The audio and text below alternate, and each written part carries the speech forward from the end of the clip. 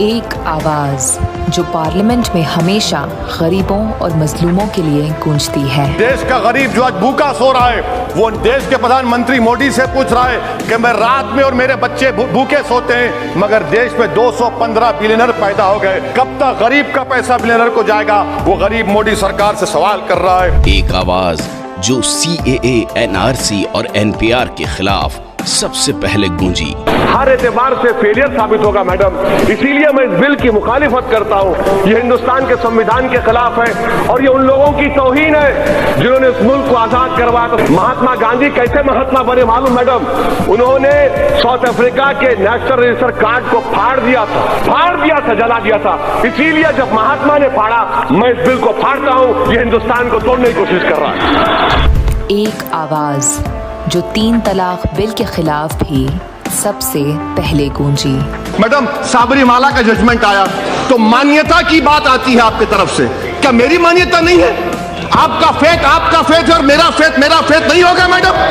क्या ये कल्चर का वायलेशन नहीं है मैडम? क्या आर्टिकल 29 का वायलेशन नहीं है मैडम? एक आवाज जो मॉब लिंचिंग के खिलाफ गूंजती है। जब तक बीजेपी कल्चरल नेशनलिज्म को मानेगी, इस मुल्क में मॉब लिंचिंग होते रहेगी। जिस दिन बीजेपी कॉन्स्टिट्यूशनल नेशनलिज्म को अपनाएगी, मॉब लिंचिंग खत्म हो जाएगी। क्योंकि वजीर आजम अगर वाकई में सच्चाई को मानते हैं, जबानी खर्च के कायल नहीं है, तो मैं वजीर आजम से कहूंगा कि आपके शैडो आर्मी को रोकिए। एक आवाज जो हमेशा अक़लियत तबक़ात की तहफ़्फ़ुज़ और तरक्की के लिए गूंजती है। 15 पॉइंट प्रोग्राम का 10वां पॉइंट ये है कि ये सरकार पूरी कोशिश करेगी कि अक़लियतों उनको central paramilitary forces, railways, public sector, banks में रोजगार मिले। मैं आपके जरिए से चैलेंज कर रहा हूं कि 1% भी रोजगार नहीं मिला। एक आवाज जो बातिल तबकातों के दिलों में दहशत पैदा कर देती है। आप जिस कुर्सी पर बैठे, किसी शायर ने कहा था कि तुमसे पहले भी वो जो एक शख्स यहाँ तक नशीन था, इसको भी अपने खुदा होने पर इतना ही यकीन था।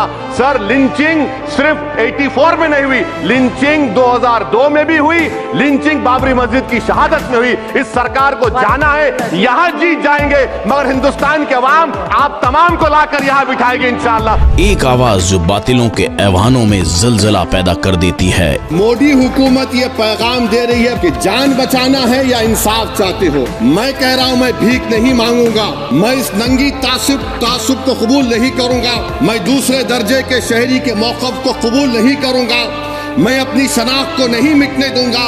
अब मैं झूठी और दिल फरेब बातों पर हरगिज भरोसा नहीं करूंगा।